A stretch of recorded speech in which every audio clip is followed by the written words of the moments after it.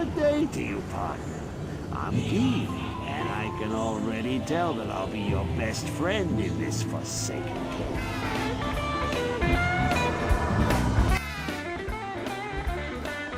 Hey guys, Weed Solo here, aka the Skeleton King.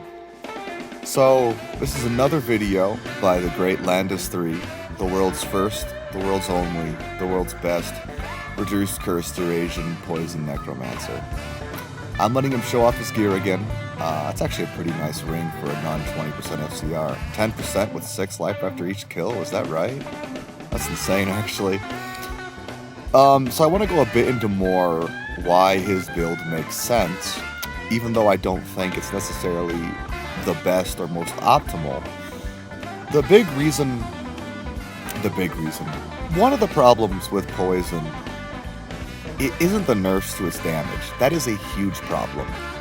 But what made it such a problem wasn't just that they nerfed its damage, it's that they also nerfed the survivability of Necros by nerfing Blood Warp. I think too much.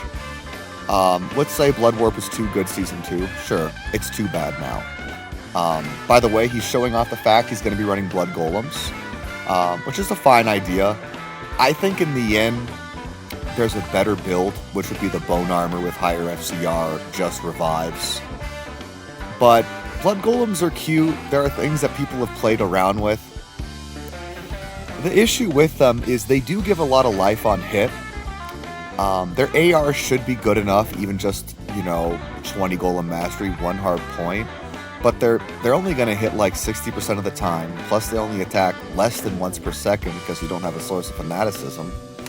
So basically, you're getting 2.5 hits per second, but you're missing a little more.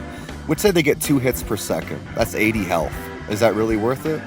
I don't know. And it's not as simple as that. It also depends on the tier of map. He's going to be showing us a tier 2 right now. I want to see him run this in a tier 3. Real quickly about his Merc gear. Going for defensive Merc gear is fine. And if you're going to do it, you might as well focus on curse length reduction. Because that's actually the worst thing that Mercs can deal with. But he should really switch to a more Deadly Strike prioritized build. Even if he wants to keep Crown of Ages, get rid of the Leviathan. The PDR is not going to help him survive. Is Crown of Ages good for a Merc? Yes. Do I run it? No.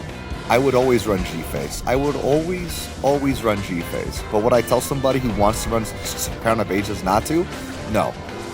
So here he goes into a T2. And by the way, T2s are much easier than a T3. It's not quite that simple, but basically, yeah. Also, this has been nerfed a lot since Season 2. So he's just going to fly through this.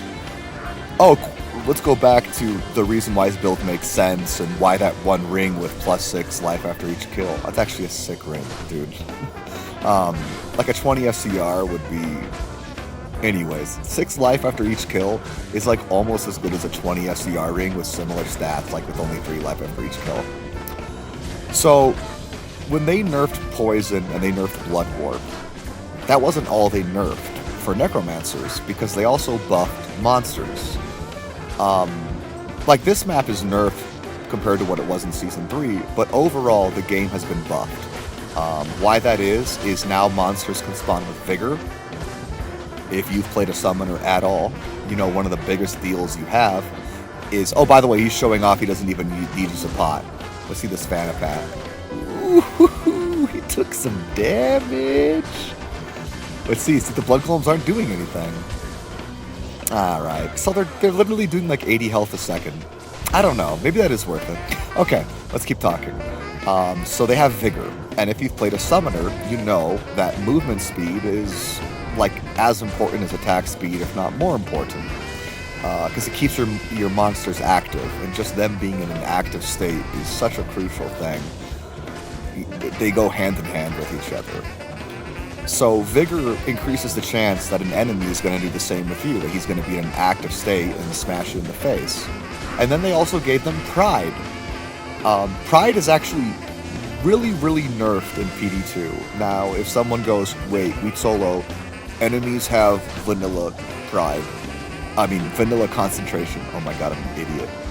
Just like they have, now enemies can have vanilla conviction and things like that. If they have vanilla concentration, that's literally insane. Because concentration was nerfed a lot in PD2, and that's why a lot of newer players think pride is such a good rune word. Because they don't know how much they nerf concentration. And in fact, they actually should buff concentration a bit. I mean, no one's talking about their Hammerton build, okay? It's not an issue right now. So he's doing this pretty well, and I've got a follow-up video that I get to show you where he does this even better. And trust me, I'm gonna make sure he sends us, ooh, that little cham rune in the quick pickup. Yay, boys. 0.5 high runes, man. Is that the whole map?